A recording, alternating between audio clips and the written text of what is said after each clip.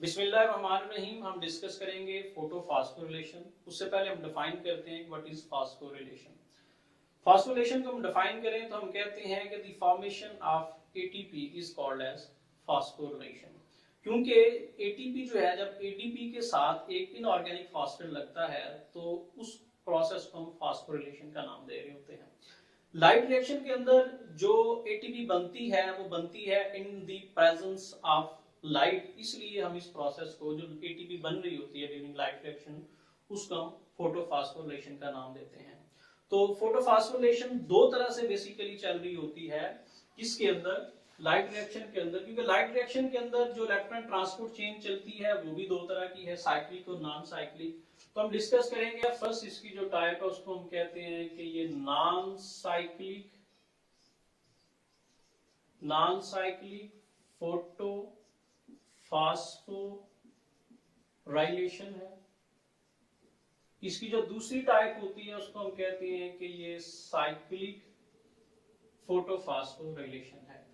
अब ये किस तरह से चलती है? इलेक्ट्रॉन ट्रांसपोर्ट चेन, इसके अंदर क्या होता है, एटीपी की फॉर्मेशन होती है। दो तरह से हो सकती है। ये देखें, यहां से हम कहते हैं कि इसके ऊपर जैसी लाइट पड़ेगी तो लाइट पड़ने की वजह से इलेक्ट्रॉन जो है वो आगे की तरफ मूव करते हुए फोटो सिस्टम 1 के पास चले जाएंगे। तो ये हमारे पास फोटो सिस्टम 1 है, ये फोटो सिस्टम 2 है। तो जैसे लाइट पड़ती है इलेक्ट्रॉन फोटो सिस्टम 2 से फोटो सिस्टम 1 की तरफ मूव करते हैं। तो इस पे लाइट पड़ती है, यहाँ से इलेक्ट्रॉन अल्टीमेटली ट्रांसफर हो जाते हैं किसके पास? NADPH के पास। अगर आप देखें कि यहां से बेसिकली वाटर से इलेक्ट्रॉन होते हुए अल्टीमेटली जा रहे हैं किसके पास? NADPH के पास।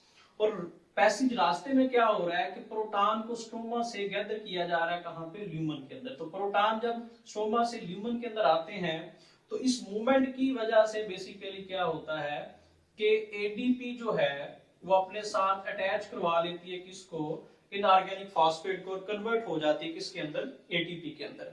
अब ये जो प्रोसेस है कि यहां से इलेक्ट्रॉन का शुरू होना और अल्टीमेट इलेक्ट्रॉन का NADPH को रिसीव होना, इस प्रोसेस के थ्रू जो एटीपी बन रही है उसको हम कहते हैं कि ये क्या है? ये नॉन साइक्लिक फोटोफास्फोरिलेशन है। और इस इलेक्ट्रॉन ट्रांसपोर्ट चेन को हम non cyclic electron transport chain का नाम दे रहे होते हैं, क्योंकि यहां से इलेक्ट्रॉन शुरू होते हैं और अल्टीमेटली रिसीव हो रहे हैं NADPH को, और मिड में फोटो सिस्टम 2 में क्या बन रहा है? एटीपी की फॉर्मेशन भी हो रही है। अब साइक्लिक क्या है? Sometime due to certain conditions क्या होता है कि इलेक्ट्रॉन फेरिडॉक्सन से NADPH के पास जाने की बजाय यहां से रिवर्स हो जाते हैं, रिवर्स होके वापस आ जाते हैं और क्यू साइकिल का हिस्सा बन जाते हैं। अब ये इलेक्ट्रॉन, क्योंकि पीछे से अब इलेक्ट्रॉन मूव नहीं कर रहे, अब इलेक्ट्रॉन जो है इसी साइकिल के अंदर मूव करेंगे कि यहां से क्यू साइकिल से होते हुए साइटोक्रोम B6F कॉम्प्लेक्स के पास, फोटो सिस्टम 1 के पास, फिर फेरिडॉक्सन से वापस। ये साइकिल जो है ये चलता रहेगा। ये साइकिल कब चलता है? ड्यू टू सर्टेन स्ट्रेस या फिजियोलॉजिकल कंडीशंस है, उसकी वजह से प्रोसेस चल रहा होता है। तो ये जो इलेक्ट्रॉन की बेसिकली मूवमेंट है, इस इलेक्ट्रॉन ट्रांसपोर्ट चेन को हम नाम दे रहे होते हैं कि ये क्या है? ये साइक्लिक फ्लो है, साइक्लिक इलेक्ट्रॉन ट्रांसपोर्ट चेन हो गई है।